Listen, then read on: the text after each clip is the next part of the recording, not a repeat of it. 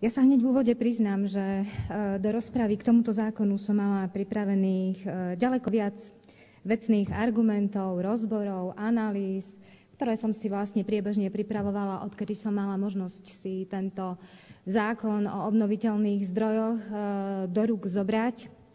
A som veľmi smutná a som veľmi pobúrená tým, že opäť tento zákon traumatizuje tento parlament.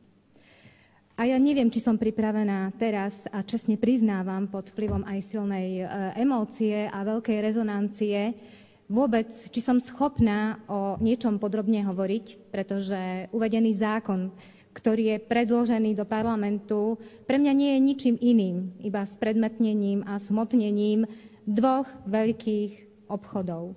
Jeden obchod má objem 225 miliónov eur, druhý obchod, o ktorom hovorím, a vy viete, o ktorom hovorím, je to ten arbitrážny súd, má objem 260 miliónov eur. Ja som presvedčená, že občania si toto nezaslúžia. Že rozpočet, ktorý je napätý, ľudia, ktorí sú nútení bez práce boriť sa s existenčnými problémami, si od tejto vlády, ktorá im sľubovala istoty, nielen právne, ale aj sociálno-ekonomické, že naši ľudia si toto od vás nezaslúžia.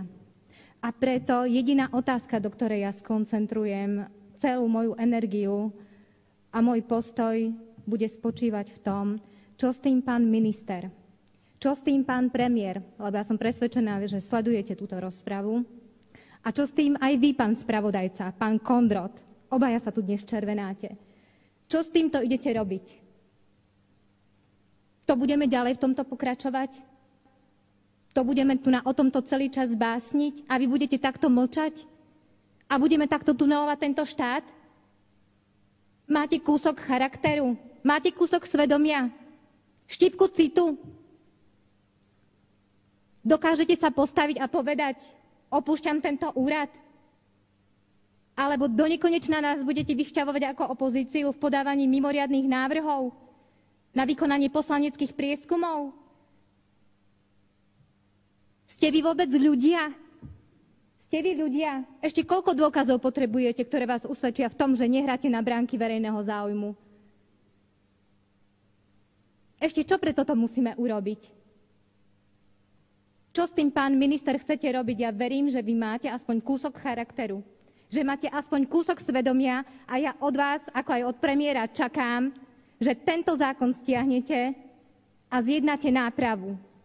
Ja viac nedokážem sedieť ani na hospodárskych výboroch, ani v takomto parlamente, ktorý nepracuje pre ľudí, ktorí potrebujú túto pomoc, ale všetko, čo predkladá a schvaľuje, pracuje proti ním, má kontraproduktívny účinok.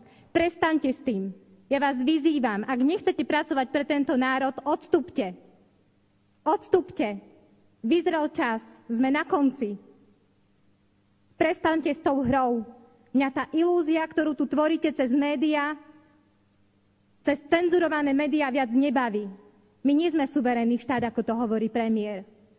Nie sme suverénny štát, pretože ak by sme boli suverénnym štátom, určite by ste nám toto nepriniesli do parlamentu. Čo ste vyjednávali? Čo ste v tomto zákone vyjednávali, mi povedzte. Nic ste nevyjednali. Pristúpili ste iba na tieto vydieracké praktiky a na riešenia, ktoré vám takto podsunuli. Prestaňte s tým, vám hovorím.